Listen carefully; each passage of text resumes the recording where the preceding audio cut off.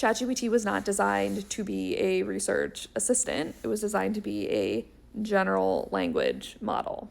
And it can make things look good, and it can make them polished, and it can sound like generally right, but that does not mean it is being true to your data.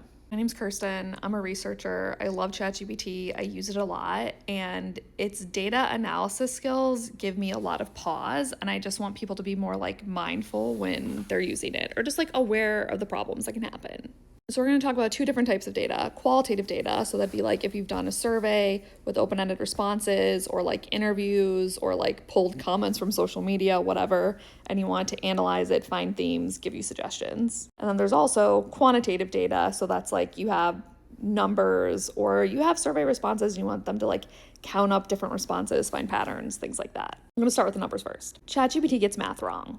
Wild, right? Because you would think like, oh, well, like a computer is not going to get math wrong. But ChatGPT is a language model, and it just doesn't always get the math right. Sometimes it does it because it's cut out part of your data set accidentally. Sometimes like I don't know why it's getting the math wrong, but it is. And I know this because a lot of times I use ChatGPT to check my work because I don't have anyone else to ask.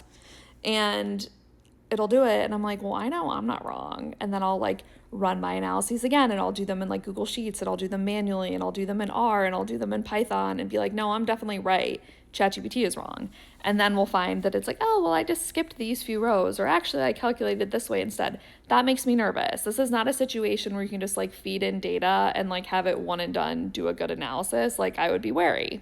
The same goes for qualitative data. So if you feed in a bunch of comments or survey transcripts or focus group notes or whatever, and ask for a synthesis of themes, or ask it to like write you a case study or a report, it will, and it will not always be true to your data. Again, like I like to test these things out. Like if I can make research more efficient, like I'm totally game to do it. But what I've found is a few things. One, it changes what people say.